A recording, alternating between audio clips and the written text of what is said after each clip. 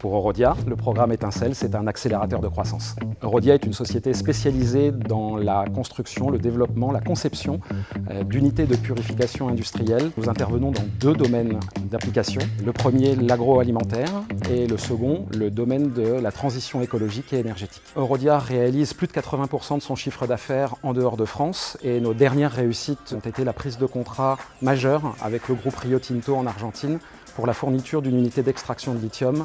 Notre société a une forte dynamique de croissance grâce à la transition énergétique et écologique. Nous avons aussi des projets de réindustrialisation avec des fabrications ramenées en France. Et donc c'est une des raisons pour laquelle on a pensé que le programme pouvait être pertinent pour Eurodia. Donc sur la problématique de recrutement, on a eu le support de l'APEC qui nous a permis de se mettre en contact avec différents candidats. Grâce à l'administration, on a pu travailler au niveau européen sur certains dossiers réglementaires et on va travailler avec le support de Rising Sud sur le financement de notre projet d'expansion. Grâce au programme Étincelle, on a aussi été mis en contact avec le DIS qui nous a sensibilisés aux problématiques de sécurité économique. On a été accompagné à 2 égards.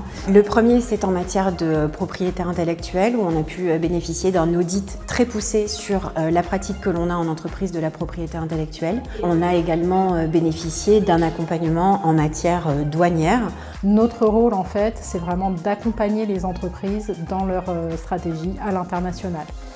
Pour ça, on se base sur 3 piliers, faciliter, sécuriser et optimiser. Pour ce faire, on peut animer des entretiens personnalisés auprès des entreprises. Pour la société Eurodia, en fait, on est parti d'une problématique assez spécifique, à savoir une machine qui avait été exportée aux États-Unis et qui devait revenir en Union européenne pour expertise et éventuellement réparation. Regrouper le dédouanement sur le bureau d'Avignon et en faire vraiment un interlocuteur privilégié de cette entreprise. Et à plus long terme, on est aussi sur un accompagnement par rapport au statut d'opérateur économique agréé qui permettra à l'opérateur de bénéficier de ce label qui est reconnu dans l'Union européenne mais également très largement au niveau mondial.